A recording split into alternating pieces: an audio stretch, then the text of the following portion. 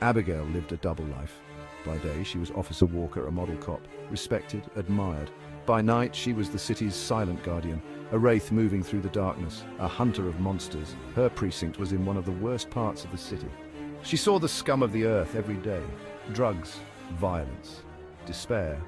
The law, she realized, had its limits. Justice was often too slow, too lenient. So I made a choice. I would become judge, jury, and executioner.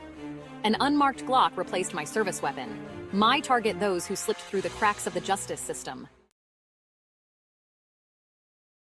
Her methods were brutal, efficient. She stalked her prey through the city's underbelly.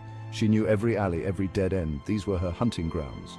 She preferred to work alone, no witnesses, no loose ends. Her victims were always the worst of the worst, rapists, murderers, those who preyed on the innocent, who... They called me the Shadow in hushed whispers. A rumor on the streets. A nightmare for the guilty. I didn't care about names. I cared about justice, swift and merciless. Spencer and Gus, young and idealistic cops, stumbled upon her one night, a warehouse district, sirens wailing in the distance. They saw a figure, dark and silent, standing over a group of unconscious men. They recognized Abigail instantly, their colleague, their friend, but the woman before them was a stranger, cold, calculating. Her hands dripped with blood. "Abigail," Spencer stammered, his voice barely a whisper. The Glock in her hand was a foreign object. This was not the Abigail they knew. Abigail turned, her face illuminated by the flashing lights. There was no fear in her eyes, only a steely resolve. You saw nothing.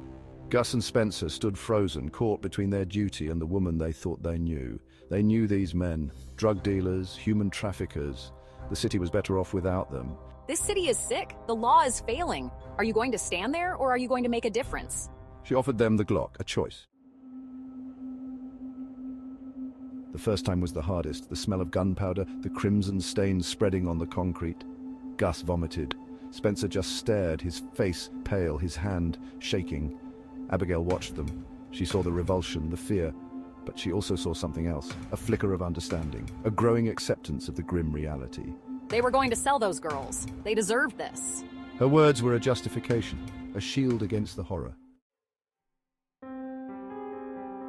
As weeks turned into months, Spencer and Gus changed. The idealism that once clung to them like a shroud began to fade.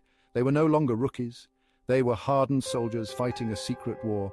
They embraced the darkness, the violence. They became extensions of Abigail, her trusted lieutenants. In her private crusade, the streets grew quieter. The whispers of the shadow spread further.